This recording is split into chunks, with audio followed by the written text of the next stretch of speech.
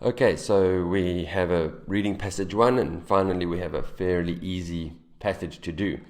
Let's take a look. Immediately we see 9 of these gap fills, which is great, and then just 4 true, false, not givens. So it's the most common format for passage 1, some gap fills and some true, false, not givens. Sometimes these are 5 or 6 though, and that's what's nice. This time there's only 4 of these and 9 of these. Okay, let's get going. First thing that you're going to do, scan. What are you going to scan for? You're not going to scan for this. Maybe early history tells you that it'll be at the beginning. Cinnamon will be everywhere, that's the thing. What you're definitely going to scan for is these 3 things over here. So let's go and find those quickly. So there they are there. That's quite easy to find. Of course, don't just stop. Continue to scan because Middle Ages was there again. Alright, now before we go and find each one of these, let's take a look at the grammar. Can the grammar help us?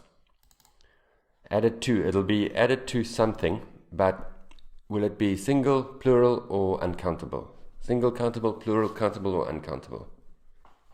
So this can be plural countable or uncountable. And that's probably the most common answer for these gap fills, either plural countable nouns or uncountable nouns. But it still helps us because it means that we don't need to look for single nouns. Again, same thing, because they don't say used to show so it's going to be plural or uncountable. Same thing again over there. Now this one could be anything. You can just test. I often just test with a singular noun, a person's tree. Can you have a person's tree? Yes, you can. This is not about this noun, it's about this person, this single person. But you can test. Can you have a person's coffee? That's uncountable. Yes, you can. And then can you have a person's trees? Yes, you can. So this can be anything. Doesn't help us there. Doing that same test, just I use coffee, tree, and trees, and test it with all 3 of these, all 3 of them on all of the questions, and you'll see if they're going to be single, countable, or plural, whatever. So this again is that. Now this it's a bit tricky because it could be grown in a place. So I would just leave that again. And they took it to, again, that's going to be a place. You should also, when you're looking at these, have a guess. For example, this one, they used something to bring it to the Mediterranean. It is cinnamon. This, if you can have a guess, they used some kind of transport. They used ships or they used cars or whatever. And these 2 grown in, this could be grown in gardens or it could be grown in a place. And this also a place. Take a look at those. Anyway, so that you should do pretty quickly, and then we can just start. Now when you're scanning, this one will be a little bit difficult. Scan for 2 or 3 at the same time, just so that you know that you're not reading too far. So added to, show something between people. But we know that we can stop when we reach ancient Rome. Added to and show something between people. This is quite easy really, because we know now there's 2 answers in here. And we're looking for plurals or uncountables. So added to and show something between people. This is quite easy because that's show and among lovers and friends is between people. So there's an uncountable noun, quite straightforward. I would have gone for that one straight away. And then we want added to. Can you see added to? This is the second point, so we don't need that anymore. Look at the both and the also. So those are introducing those 2 points. Please notice these. That gives you the structure of this whole thing. So this first answer is going to be in there somewhere. There's point number 1, point number 2. We're looking for countables or plurals. There's only 2 there. And I guess people and bodies. But added to and mixed with are the closest. So there's our plural. So oils and friendship. A plural countable and an uncountable. Sweet smell, and then we'll stop at Middle Ages. So in ancient Rome, and we'll stop over there. Sweet smell, can you see it? It's just vocabulary. And it's vocabulary you should know. I mean, pleasant, you know the word pleasure. It means something nice, something positive. And I don't know if you know, but scent means smell. So sweet smell is there. So what else did they say? It was used for its sweet smell at. Again, we're looking for plural. Mourners attending funerals burnt cinnamon to create a pleasant scent. So mourners are the people attended the funerals. I hope you know what funerals are. So it was used for its sweet smell at funerals. It's the only real possibility there because the mourners is people. It's a good idea to find that.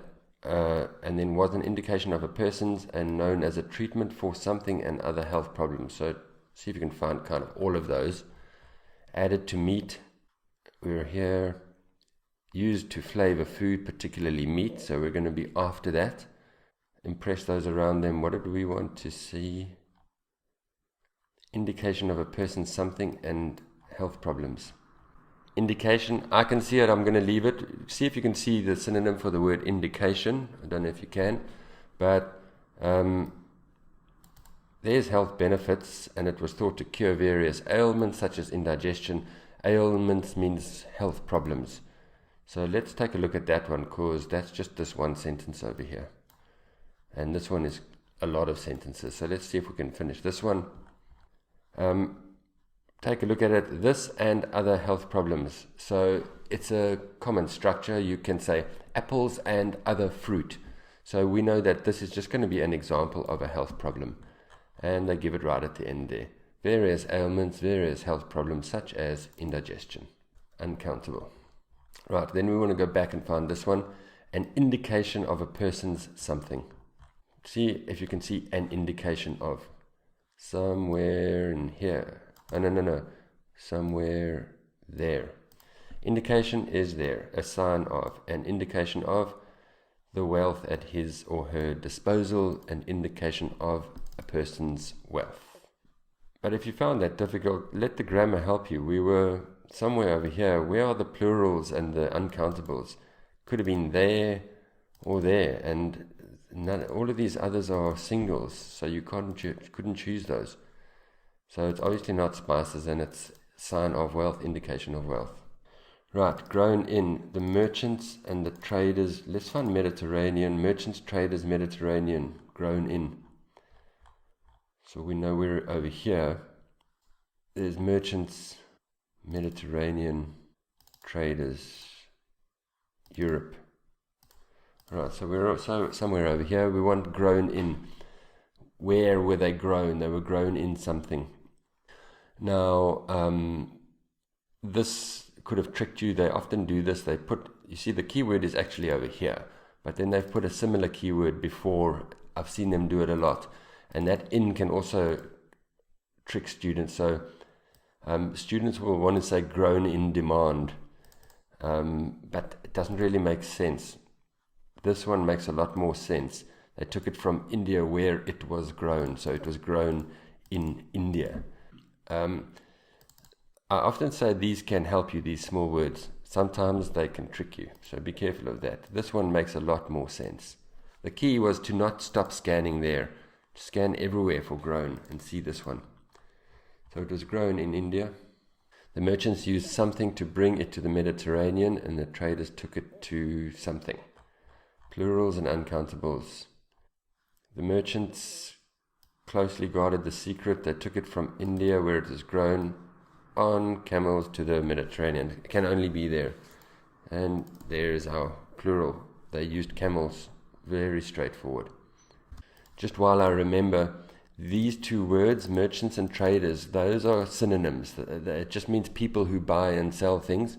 Remember those two words. I've seen IELTS use these two words a lot, and especially I've seen them use it as synonyms. So remember that merchants and traders are the same thing. People who buy and sell things. Traders took it to, again, it's going to be some kind of a place. They took it somewhere. Where did they take it? This is a very easy test. They didn't even use synonyms. They just used the exact word. They sailed to Alexandria to purchase, then brought it back to Venice. It really can't be easier. They took it to Venice. So that's one of the easiest reading one gapfuls that I've ever seen. 9 marks, not difficult to find, only in 2 paragraphs, and a lot of countables and plurals that you could find. So maybe a couple of them, there might have been a couple of tricks, but it's possible, really. You can get 9 out of 9 there. Good, let's move on to true, false, not given. Okay, so of course, as usual, the first thing we're going to do, you can go and find them where, let's go and find where they are. Portuguese, 16th century, there's lots of nice scanning language here.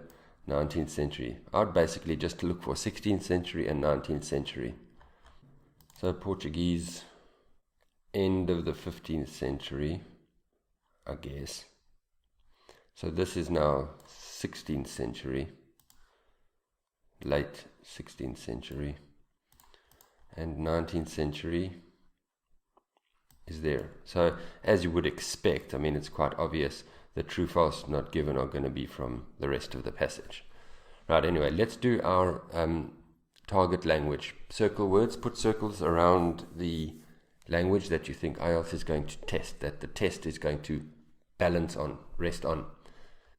I'm going to do it quickly, so you might want to pause the video now. Okay, so that's what I've identified as the target language. They weren't super easy. This one was obviously quite easy because it's just larger, smaller. Was it larger, smaller? But these were kind of about time. Of course, IELTS will test those as well. As soon as, was it immediately or did it come later? Was it throughout or was it only in a beginning or in the end? Then this one, there's no real clear target language. And usually when that's the case, then it's on the verb. So I would say, did they maintain it during this whole century or did they not? IELTS is never going to change this to 18th century. They're never going to test that because that's a really junior level baby true false kind of question that you would expect to see in junior school, in primary school. IELTS true false not given are always going to be a bit more difficult than that. So I would put it on that. Now with true false not, if you don't know what I'm talking about, please go and watch my true false not given video. Now one thing I want to warn you about with true false not given, they often start with a difficult one, and it's the same over here. Did they have control throughout the 16th century? And it's somewhere over here. It's not here. This is just talking about about the original people and what they did before the Portuguese came. This is where we're looking at. But it's a difficult true false not given because it's not just on one sentence, it's on both of these. So actually I'm just going to skip it and come back to it later. The Dutch took over the trade as soon as they arrived in Ceylon. Did they take it over immediately? The Dutch arrived at the beginning of the 17th century. And then in 1640 they broke the Portuguese monopoly. So it took them 40 years when they overran and occupied their factory. It took them 40 years to do it.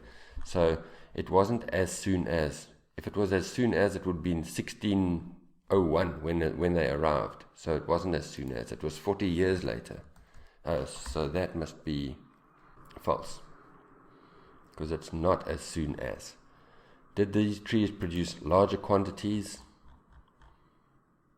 We're going to scan for, what will we scan for? Find the sentence trees and wild trees and maybe quantities. Of course, Dutch as well. So it's this sentence over here. That's where we see Dutch and that's where we see wild trees. They began cultivating their own trees to supplement the diminishing number of wild trees. So this is diminishing number of trees. That's not what we were looking for. Did these trees produce larger quantities? There's nothing there about larger. So it's quite straightforward, that one. That's a not given.